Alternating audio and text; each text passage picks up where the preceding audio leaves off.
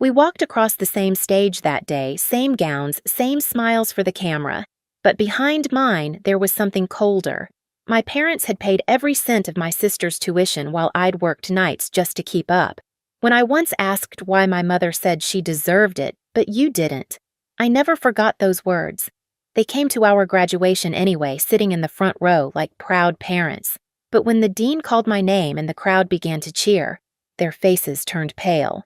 That moment didn't come from luck, it came from years of silence. From the outside, we looked like the kind of family people envied, matching Christmas sweaters, neat smiles in every photo, a 2-story house with white shutters and a perfect lawn. But if you looked closely, you'd see it. The way my mother's hand lingered on Hannah's shoulder in pictures, but never on mine. The way my father's eyes softened only when she spoke. We were twins, born 4 minutes apart. 4 minutes. Yet somehow, those minutes turned into miles. When I fell and scraped my knee as a kid, Mom pressed a napkin into my hand and said, "You're strong, Camilla. You'll be fine." When Hannah so much as sniffled, she dropped everything, cooing, "Oh, my poor baby." It didn't stop as we got older. On birthdays, Hannah got a new bike. I got her old one spray-painted silver like a cover-up. When she forgot her homework, Mom wrote a note to excuse her. When I forgot mine, I got a lecture about responsibility. Little things. Tiny cuts that added up until I learned not to expect a bandage. By high school, I'd stopped competing. I studied, quietly worked part-time at a cafe, and saved every dollar. Hannah spent weekends at malls holding up dresses. She knew I couldn't afford smiling like it wasn't cruel. I kept telling myself it didn't matter, that being self-sufficient was a kind of pride. Then came senior year. Both of us applied to the same college, same major, accounting. The day the acceptance letters arrived, we screamed together in the kitchen. For a second, it almost felt equal again. Then I overheard my parents that night. I was coming down the stairs when I heard Mom say, "We'll pay Hannah's tuition in full. Camilla's clever, she'll figure something out. She always does." My stomach dropped. I remember gripping the railing, my hand shaking, listening as Dad agreed. "She's independent. She doesn't need as much help." Those words were supposed to sound like a compliment, but they landed like a sentence. I didn't confront them. What could I even say? That I was tired of being the strong one, that I wanted to be taken care of just once. Instead, I packed my bags quietly that August and promised myself one thing: I would never ask them for money. College split our lives in two. Hannah got a bright dorm room on campus. I rented a small space off campus, the kind where you can hear pipes groan when the heat turns on. She called home to ask for money for books. I picked up extra shifts at the library to afford mine. On weekends, she went to parties. I went to work. Sometimes I'd pass her on campus laughing with friends, sunlight hitting her hair just right. She'd wave, say, "You look tired, Cam. Maybe you should manage your time better." I'd smile back and keep walking, pretending her words didn't sting. What she didn't know was that every hour I worked, every sacrifice I made, was slowly building towards something neither of them could see coming. College didn't change the pattern, it only magnified it. Hannah moved through campus like she owned the place, always surrounded by people, always laughing. She joined a sorority, bought new clothes, and talked about weekend getaways. Her money came from home weekly deposits my parents called support. My support came from the night shift at the library. I shelved books until midnight, my hands cracked from cleaning chemicals, my eyes burning from studying afterward. When other students slept, I typed papers under fluorescent lights that hummed too loud. Every morning, I passed Hannah's dorm on my way to work. Her window was often lit, music drifting out, the sound of girls singing along to songs about freedom. I wondered if she ever thought about me down the street, counting every dollar. We saw each other sometimes at the dining hall. She'd sit across from me, a little too polished, a little too comfortable. "You look exhausted," she said once, tilting her head. "You should manage your time better instead of running around everywhere."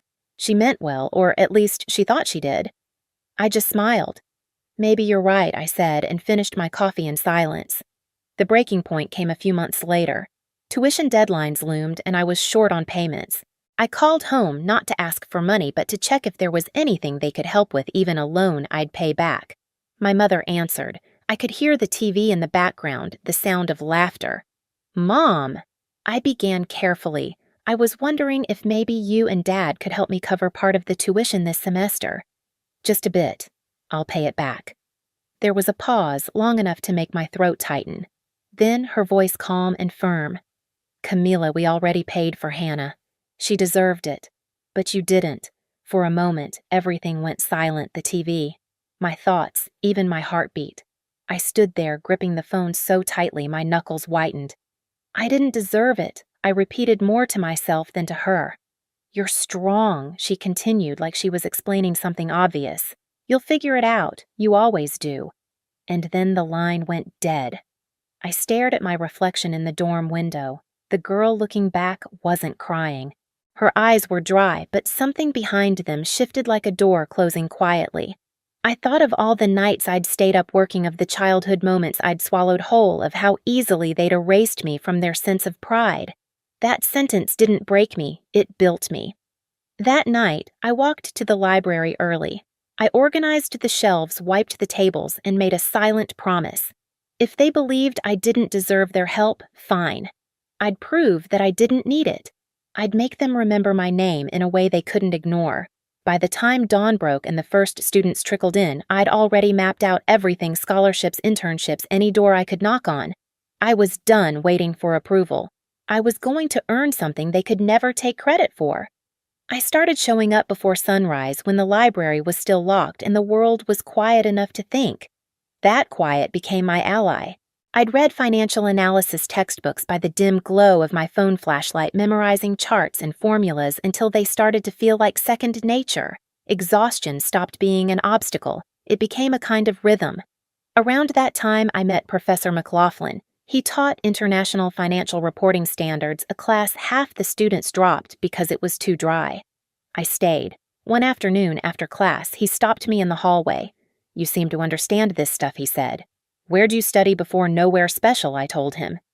"I just read a lot." He smiled. "That's rare. I'm looking for an assistant, someone organized, dependable." Interested, I almost said no. I already worked nights, barely slept. But something inside me whispered yes.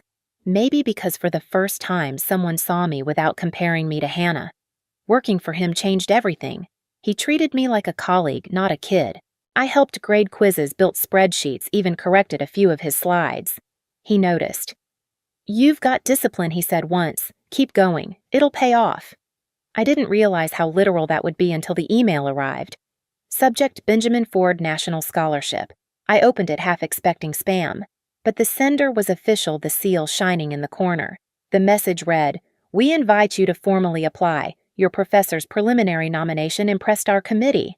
My heart stopped. Professor McLaughlin must have sent my work himself without telling me, just to give me a shot. For a second, I just stared at the screen, trembling. Then I laughed. It wasn't the loud kind. It was quiet, shaky, almost disbelieving. After all the years of being invisible, someone had seen me enough to bet on me. I didn't tell my parents. I didn't even tell Hannah.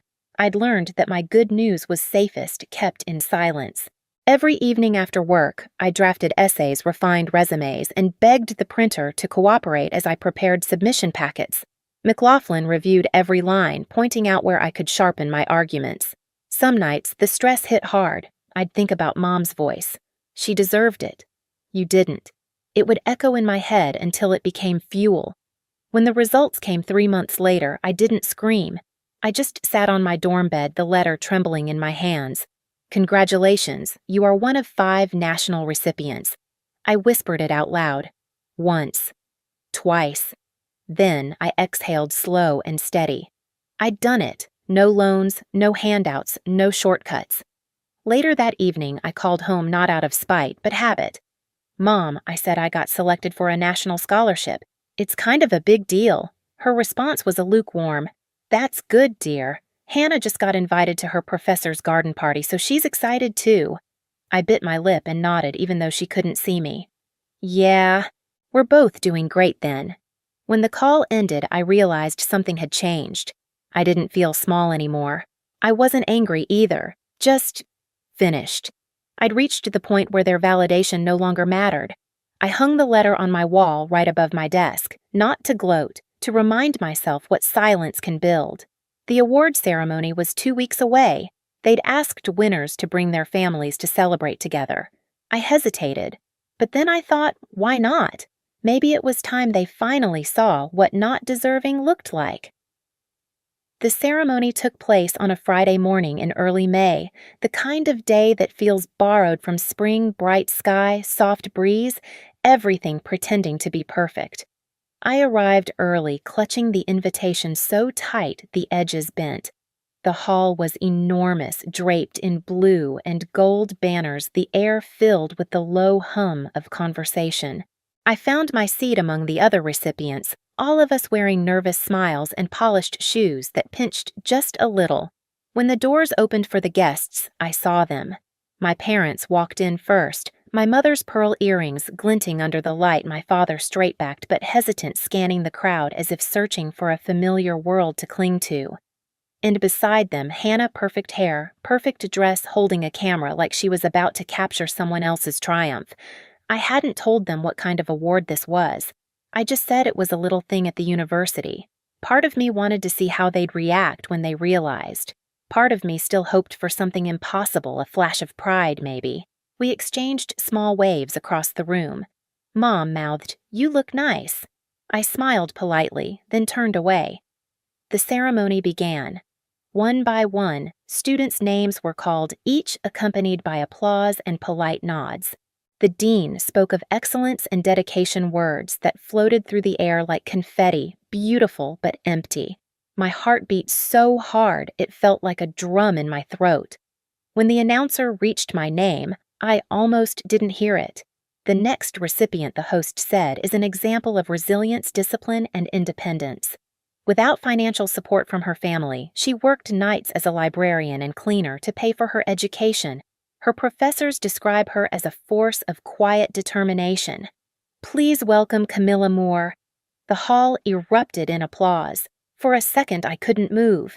The words, without financial support from her family, echoed through the speakers, slicing through the room like glass. My mother's smile froze. My father blinked, confused. Hannah's mouth parted slightly, camera still raised, but forgotten. I stood and walked toward the stage, my heels clicking like punctuation marks in the silence that followed the applause. Every step felt like reclaiming something that had been taken long ago. The dean shook my hand. "Congratulations, Ms. Moore," he said. "You've earned this." "I know," I replied softly, and the cameras flashed. From the stage, I could see everything, the stunned faces, the shifting posture, the faint flush creeping up my mother's neck. She looked like someone realizing the story she'd told herself for years was no longer true. When the ceremony ended, people swarmed around me. Professors, strangers, recruiters, all offering congratulations and business cards. I smiled, shook hands, thanked them. In the corner of my vision, I saw my family waiting. I took my time walking over. Mom was the first to speak. "Camilla, honey." "We had no idea it was this big." Her voice was high, brittle. "I know," I said. "You wouldn't have come otherwise." Her smile faltered. "Don't say that. It's true, though. I wasn't angry, just tired. You told me once Hannah deserved your help, and I didn't. I guess that was the best thing you ever did for me." Dad cleared his throat, eyes darting away. "We just thought you were so capable. We didn't want to hold you back." "By ignoring me?" I asked. "By pretending that strength means I don't need love." He didn't answer. Hannah shifted awkwardly, clutching her purse. Finally, she said, "Camilla, I didn't know. I thought you got help too." I met her eyes. "You never wondered why I worked 2 jobs while you were at parties." She looked down, whispering I didn't want to see it. There it was, the truth none of them had dared say. I took a breath. "You don't have to apologize. I don't need that anymore. I just wanted you to know. I made it. Without you." My mother reached out as if to touch my arm, but I stepped back. The distance wasn't cruel, it was necessary. A few minutes later, one of the event organizers approached me. "Ms. Moore, some representatives from Ford and Levine Accounting would like to meet you. They're at that table by the window." I smiled. Of course. As I turned to leave, I glanced at my family one last time. They stood there, silent, small, in a room full of applause meant for me. For years, I had been the shadow beside their light. Now, they were the ones squinting into mine. At the recruiter's table, the conversation flowed easily. They offered me a starting position in their New York office, talking about benefits mentorship possibilities. I nodded, listening, pretending not to notice the reflection of my parents in the glass wall behind them, still frozen, unsure whether to approach or retreat. Later, during the reception, I stepped outside for air. The sun was setting, casting gold over the courtyard. My phone buzzed with a text from Mom. "We're proud of you. Let's talk later, okay?" I typed deleted, then finally sent. "Thank you. I'm busy right now." Inside, laughter and music swelled. I looked back through the window. My family was gone. For the first time in my life, I didn't feel their absence as a loss. It felt like space room to breathe. I walked down the steps and into the quiet evening, the award still clutched in my hand. The medal was cool against my palm grounding. They had told me I didn't deserve it. Now they knew exactly how wrong they'd been. That night, I didn't go back to the family hotel. I walked the city until my heels hurt the award box heavy in my hand. When I finally reached my dorm, I set it on the desk beside the scholarship letter and stared at both until the room blurred. For the first time in years, I wasn't chasing anything. I'd already arrived. The next morning, an email waited in my inbox offered junior auditor Ford and Levine, New York. I laughed out loud, half in disbelief. The company that had sponsored the scholarship wanted me on their team. I clicked accept without hesitation. Later that day, my phone buzzed. "Mom again. Come home this weekend. We'll celebrate properly." I typed for a long time, then deleted everything except one sentence. "Maybe another time. I've got packing to do." Outside, students were taking graduation photos with their families, shouting, hugging, crying. I watched from my window, calm. I'd always imagined this day would feel lonely, but it didn't. It felt like freedom measured in quiet breaths. Before leaving for New York, I mailed one envelope home. Inside was a copy of my award letter and nothing else. No note, no signature. Just proof. When the train pulled out the city shrinking behind me, I thought about all the times I'd begged for their approval, how it had kept me small. Now, every mile between us felt like oxygen. I wasn't running from them anymore. I was running toward myself. The first night in New York, I stood on the balcony of my tiny apartment, city lights, flickering like 1,000 quiet affirmations. Down below, taxis moved in steady lines, each one a reminder that motion meant life. I thought about my mother's voice. "She deserved it, but you didn't," and smiled. Maybe she was right. I hadn't deserved it. I'd earned it. Sometimes revenge isn't loud. It's walking away and never looking back. If you've ever had to prove your worth to the people who were supposed to see it, first share your story below, and don't forget to subscribe for more.